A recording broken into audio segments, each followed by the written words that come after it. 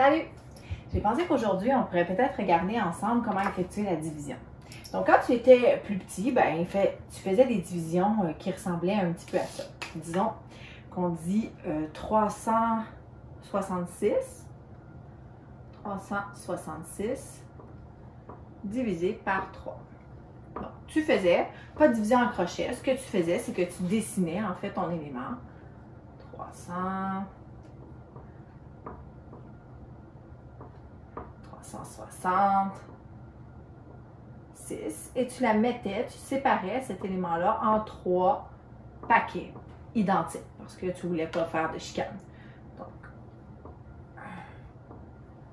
une centaine ici. 1, 2, 3, 4, 5, 6. 2 dizaines à chacun. 1, 2, 3, 4, 5, 6.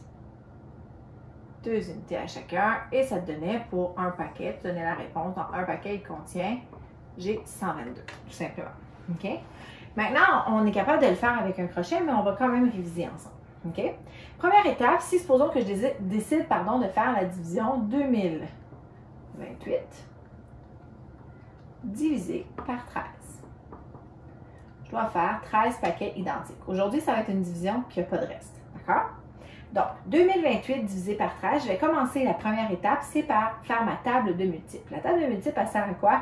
Elle sert à éviter de se casser la tête à long terme. OK? Donc, 2028, je fais ma table de multiples. Je viens écrire les multiples de 13. 13, 26, 39, 52, 65, plus 13, ça fait 78, plus 13, 91, 104 et 117. Moi, ce que je te demande toujours de faire, c'est de vérifier deux choses. Premièrement, est-ce qu'au centre, dans ta table de multiples, ici, tu respectes le critère de divisibilité du 5, c'est-à-dire que ça se termine par un 5 ou un 0. Oui, super, premier crochet. Deuxième élément, valide, s'il te plaît, une deuxième fois pour être sûr que 13 fois 9, ça donne vraiment 117. 13 fois 9. 9 fois 3, 27. 9 fois 1, 9, 10, 11, 117. C'est beau, c'est validé. Parce que si tu t'es trompé là, eh bien, le reste, c'est sûr et certain qu'il y a une erreur. Et si tu t'es trompé là, eh bien, aussi, tu peux avoir des erreurs. Donc, en le vérifiant à deux endroits différents, ça minimise ta quantité d'erreurs possibles. Alors, on y va. On a notre table de multiples. Maintenant, on vient calculer. 13, eh bien, lorsque je regarde, mon premier chiffre, c'est à la position des unités de 1000. 2 unités de 1000, combien de paquets de 13 que j'ai dans 2 unités de 1000? Ben, j'en ai 0. OK? Donc, ce qu'on peut faire en 6e année, c'est venir prendre nos deux premiers chiffres dans ce nombre-là parce que tu sais que 13, ça a déjà 2 chiffres. Donc, minimalement, tu n'as comme pas le choix. OK? Donc, combien de paquets de 13 que je possède dans 20? Pour ce qui est de 20, je possède un seul paquet parce que la deuxième valeur, c'est 26, donc je dépasserai. Donc, 1 ici. 1 fois 13, ça donne 13, tout simplement. Donc, j'ai utilisé 13 centaines sur l'ensemble de mes centaines, mes 20 centaines. Et ici, dans le fond, 20 moins 13, il te reste 7 centaines non utilisées. Les 7 centaines que je n'utilise pas, je dois les briser et les envoyer dans la colonne des dizaines. Donc, je n'ai plus 2 dizaines, mais j'ai bien maintenant 72 dizaines. OK? Donc, 72, combien de paquets de 72, de 13, pardon, je peux faire si j'ai 72? Eh bien, je vais regarder ma table de multiples.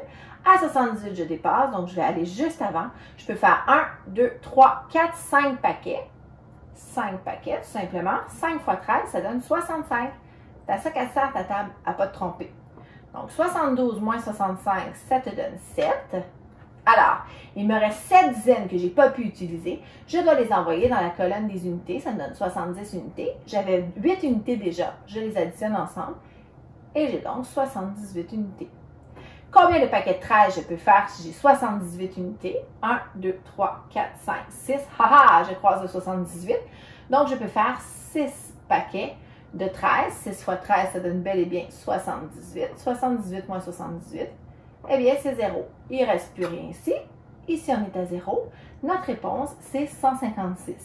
156 fois 13, bien, on vérifie si c'est logique aussi, parce que c'est toujours très important de valider, d'estimer en fait si le résultat a du sens.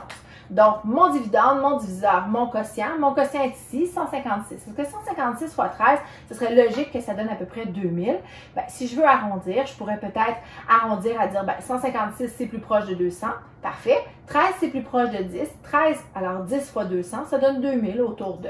Donc, je suis logique de penser que 156 fois 13 donne vraiment 2028. Donc, je ne me suis pas trompée dans mon calcul. C'est bon? J'espère que ça t'a donné un coup de main pour la division sans reste.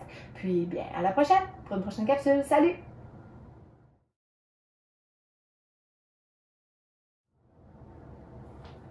Salut! Comme tu as vu dans la précédente capsule, on a jasé un petit peu de division, mais division sans reste. Aujourd'hui, on va regarder la division, mais cette fois-ci, une division qui possède un reste. Disons que je prends 4256 et que je veux diviser par 20. 4256 divisé par 20. Première étape, je fais toujours ma table de multiples. Donc, ici, 20, 40, 60, 80, 100. Je m'assure au 5 que ça se termine par un 5 ou un 0. 120, 140, 160, 180. Je valide. Est-ce que 20 fois 9 donne bien 180? Eh bien oui, ça donne 180. Donc, les deux sont vérifiés. Je peux passer à autre chose. Ma deuxième étape, eh bien, c'est tout simplement d'effectuer ma division. Alors, comme je t'ai expliqué, tu peux prendre les deux premiers termes parce que je sais que mon diviseur a deux chiffres. Donc, combien de paquets de 20 je peux rentrer dans 42? Eh bien, je peux en rentrer 2. 2 fois 20, ça fait 40 ici. Il me reste 2 centaines que j'envoie dans la colonne des dizaines. Ça me donne donc 20 dizaines supplémentaires.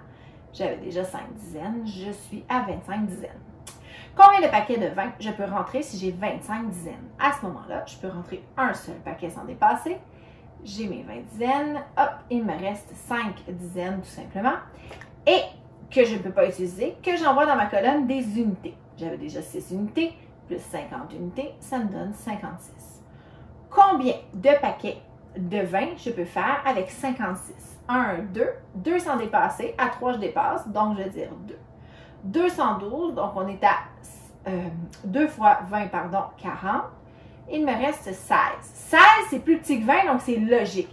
Quand tu étais plus jeune, on disait 212 reste 16. On pourrait aussi dire 212 et 16 vingtièmes.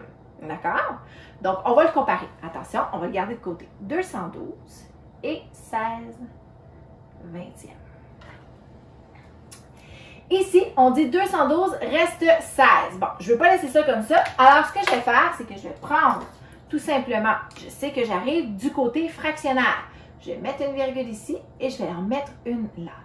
Je fais apparaître un 0 parce qu'on s'entend que 4256 ou 4256,0, ça veut dire la même affaire. Donc, je fais descendre mon 0 ici. 160. Combien de paquets de 20 je peux rentrer si j'en ai 160? Je peux rentrer 8 paquets. Donc, 8 paquets ici tout simplement. 8 fois 20 donne 160. Je suis à 0. Il ne me reste plus rien en haut. Ma réponse, 212,8. 212,8 que l'on peut prononcer 212 et 8 dixièmes. 16 vingtièmes, c'est pas équivalent à 8 dixièmes? Pas mal sûr que oui. On va aller voir. Hey! Est-ce que je fais à maman? Je fais à papa? Hein?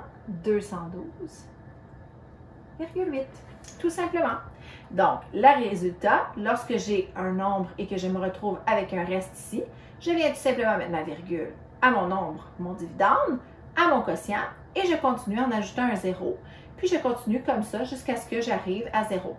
Mais évidemment, en primaire, on va souvent arrêter les calculs après 3 chiffres après la virgule parce qu'on va jusqu'au millième, tout simplement. J'espère que ça t'a donné un coup de main. Jusqu'à la prochaine capsule. Salut!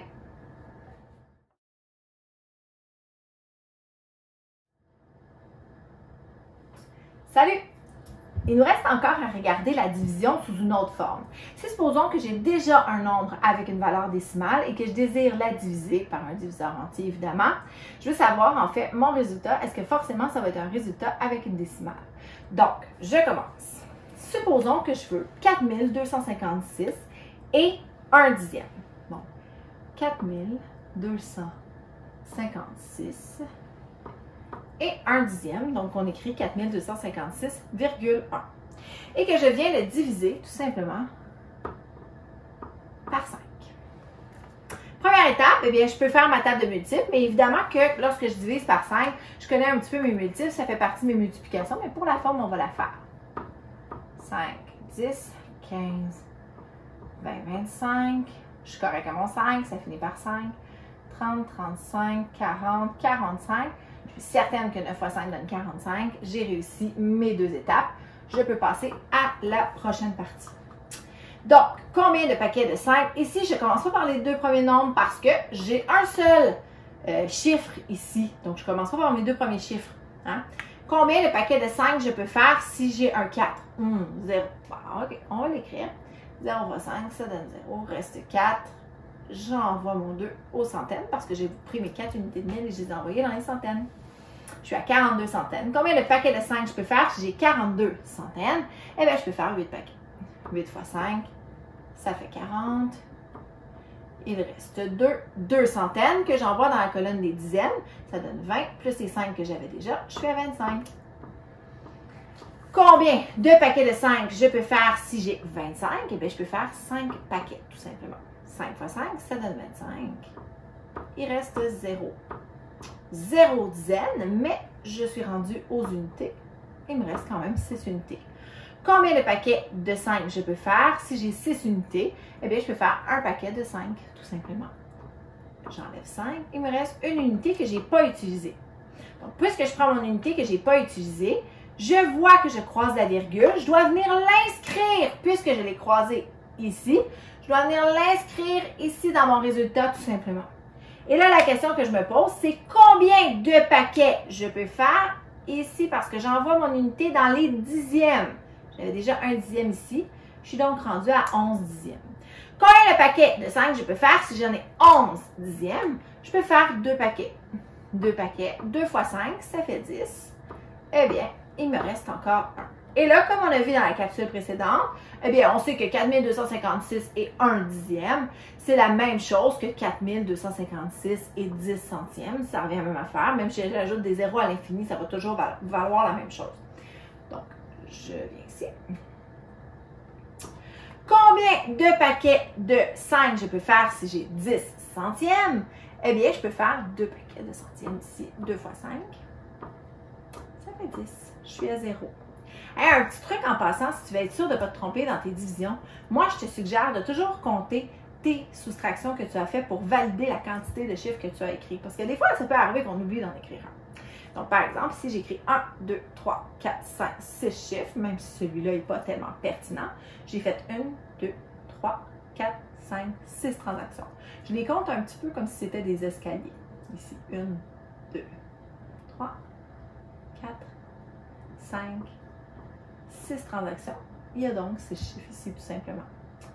Voilà, j'espère que ça t'a donné un coup de main pour être capable de bien diviser un nombre décimal. Et sur ce, bien, je te souhaite bonne chance et puis on se voit à une prochaine capsule. Salut!